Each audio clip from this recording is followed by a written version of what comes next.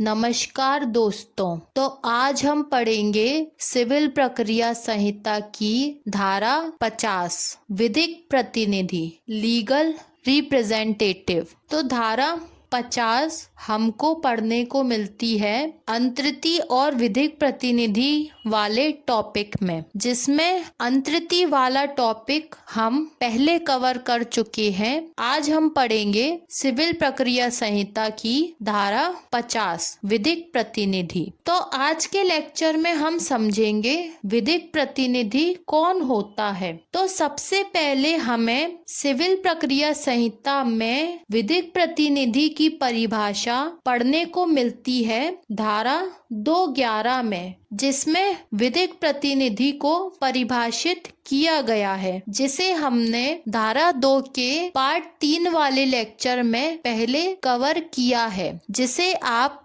जाकर पढ़ सकते हैं। इसका लिंक आपको डिस्क्रिप्शन में मिल जाएगा। तो आज हम यह समझेंगे कि धारा 50 में विधिक प्रतिनिधि को क्यों परिभाषित किया गया है और धारा 50 में विधिक प्रतिनिधि को किस प्रकार बताया गया है। अब हम यह देख लेते हैं कि विधिक प्रतिनिधि को धारा 50 में किस प्रकार परिभाषित किया गया है। तो धारा 50 को पहले हम बेयर एक्ट में पढ़ेंगे, उसके बाद इसे आसान भाषा में समझेंगे। धारा 50 की उपधारा 1 बेयर एक्ट में लिखा हुआ है कि पहला, जहां डिक्री के पूर्णतः तुष्ट किए जाने से पहले निर्णीत ऋणी की मृत्यु हो जाती है, वहां डिक्री का धारक डिक्री पारित करने वाले न्यायालय में आवेदन कर सकेगा कि वह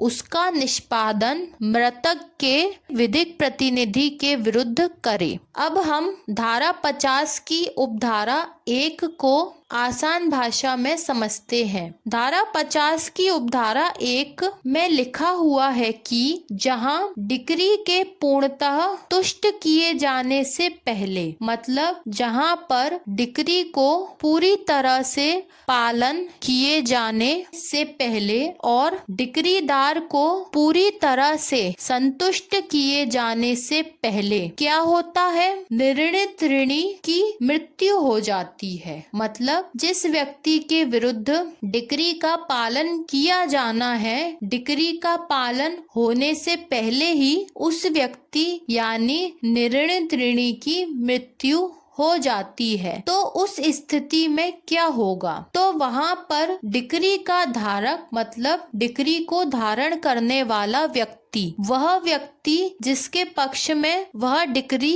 पारित की गई है, क्या करेगा, डिक्री पारित करने वाले न्यायालय में आवेदन कर सकेगा। तो यहाँ पर ध्यान देने वाली बात यह है कि जो आवेदन है वह डिक्री पारित करने वाले न्यायालय के यहाँ किया जाएगा और उस आवेदन में इस बात का उल्लेख होगा कि वह डिक्री पारित करने वाला न्यायालय उस डिक्री का निष्पादन मृतक निर्णीत ऋणी के विधिक प्रतिनिधि के विरुद्ध करे। मतलब मृतक निर्णीत ऋणी का जो विधि की दृष्टि में प्रतिनिधि है, उसके खिलाफ उसके विरुद्ध डिक्री का निष्पादन किया जाए और ऐसे निष्पादन करने का आदेश डिक्री को निष्पादन करने वाले न्यायालय को दिया जाए। तो अब हम धारा 50 की उपधारा 2 को पहले बेयर एक्ट में पढ़ेंगे, उसके बाद इसे आसान भाषा में समझेंगे। धारा 50 उपधारा 2 बेयर एक्ट में लिखा हुआ है कि जहां डिक्री ऐसे विधिक प्रतिनिधि के विरुद्ध निष्पादित की जाती है, वहां वह मृतक की संपत्ति के उस परिणाम तक ही दायी होगा जितने परिणाम तक वह संपत्ति उसके हाथ में आई है और सम्यक रूप से व्ययनित नहीं कर दी गई है और डिक्री निष्पादित करने वाला न्यायालय ऐसा दायित्व अभिनिश्चित करने के प्रयोजन के लिए स्वप्रेरण से या डिक्रीदार के आवेदन पर ऐसे लेखाओं को जो वह न्यायालय ठीक समझे पेश करने के लिए ऐसे विधिक प्रतिनिधि को विवश कर सकेगा। तो अब हम धारा 50 की उपधारा 2 को आसान भाषा में समझेंगे। तो धारा 50 की उपधारा 2 एक कदम और आगे बढ़कर बात करती है। धारा 50 की उपधारा 2 में लिखा हुआ है कि जहां डिक्री ऐसे विधिक प्रतिनिधि मतलब मृतक निर्णित ऋणी के विधिक प्रतिनिधि के विरुद्ध निष्पादित की जाती है वहां वह यानी विधिक प्रतिनिधि मृतक मतलब निर्णित ऋणी की संपत्ति के उस परिणाम तक ही दायी होगा।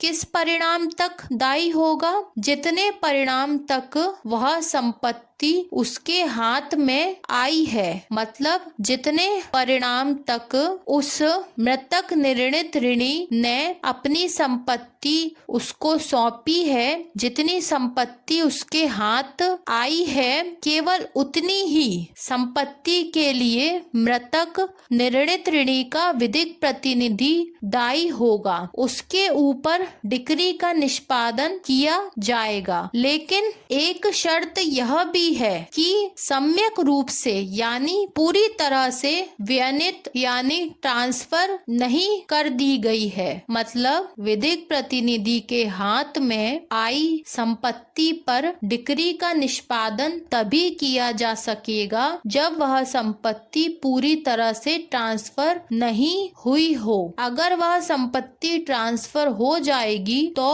उस संपत्ति पर डिक्री का निष्पादन नहीं किया जा सकेगा। इसके आगे लिखा हुआ है कि और डिक्री निष्पादित करने वाला न्यायालय ऐसा दायित्व मतलब विधिक प्रतिनिधि का उस संपत्ति पर दायित्व अभिनिश्चित करने के यानी डिसाइड करने के प्रयोजन के लिए उद्देश्य के लिए या तो स्वप्रेरण से यानी स्वयं की प्रेरणा से स्वयं की इच्छा से या फिर डिक्रीदार के आवेदन पर क्या करेगा? ऐसे लेखाओं को मतलब ऐसे दस्तावेजों को जो वह यानी वह निष्पादन न्यायालय ठीक समझे ऐसे लेखाओं को ऐसे दस्तावेजों को पेश करने के लिए मृतक निर्णित ऋणी के ऐसे विधिक प्रतिनिधि को विवश यानी मजबूर कर सकेगा। तो यहाँ पर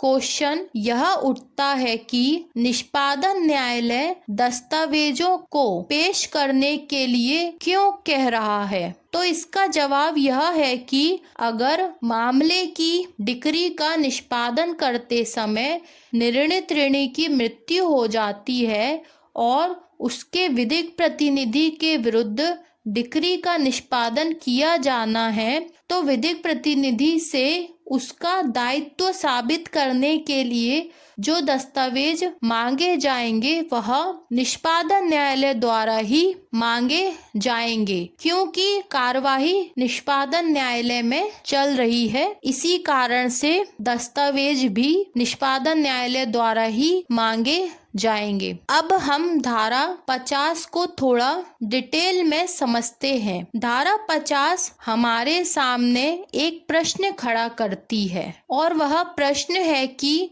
यदि डिक्री का निष्पादन करते समय निर्णित ऋणी मतलब वह व्यक्ति जिसके खिलाफ डिक्री पारित की गई है उसकी मृत्यु हो जाती है, तो डिक्री का निष्पादन किसके विरुद्ध किया जाएगा? तो इस प्रश्न का जवाब यह है कि यदि डिक्री का निष्पादन करते समय निर्णित ऋणी की मृत्यु हो जाती है तो उस डिक्री का निष्पादन निर्णित ऋणी के विधिक प्रतिनिधि के विरुद्ध किया जाएगा। लेकिन ऐसा निष्पादन तभी किया जा सकता सकता है जब डिक्री का धारक डिक्री पारित करने वाले न्यायालय में इस बात का आवेदन करे कि उस डिक्री का निष्पादन मृतक के विधिक प्रतिनिधि के विरुद्ध किया जाए, और जहां ऐसी डिक्री मृतक के विधिक प्रतिनिधि के विरुद्ध निष्पादित की जाती है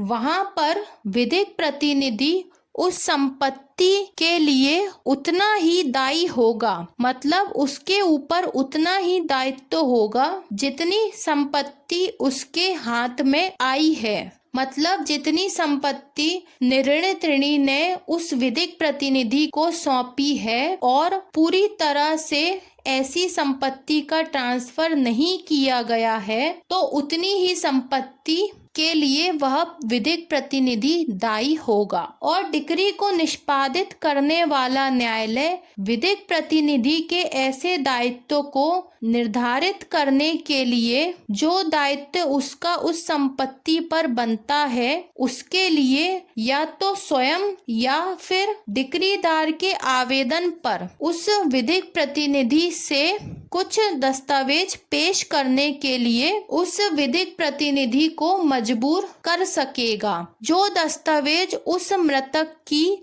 संपत्ति पर विधिक प्रतिनिधि के अधिकार को साबित करने के लिए आवश्यक है। तो ऐसा जो भी दस्तावेज निष्पादन न्यायालय को यदि आवश्यक लगता है तो वह ऐसा दस्तावेज मंगा सकता है, जो भी दस्तावेज वह ठीक समझे। ऐसा दस्तावेज निष्पादन न्यायालय के द्वारा मंगाया जा सकता है। तो ऐसा व्यक्ति जो निर्णित ऋणी की मृत्यु हो जाने के बाद उसके सभी विधिक दायित्वों को पूरा करता है, वह व्यक्ति उस निर्णित ऋणी का विधिक प्रतिनिधि कहलाता है। निर्णित ऋणी के द्वारा स्वयं अपनी मृत्यु से पूर्व यह अधिकार अपने विधिक प्रतिनिधि को सौंपा जाता है कि यदि दुर्भाग्यवश उसकी मृत्यु हो जाती है तो उसके जाने के बाद उसका विधिक कार्य वह व्यक्ति पूरा करेगा। तो यह थी सिविल प्रक्रिया संहिता की धारा 50। अब मिलते हैं अगले लेक्चर में। धन्यवाद।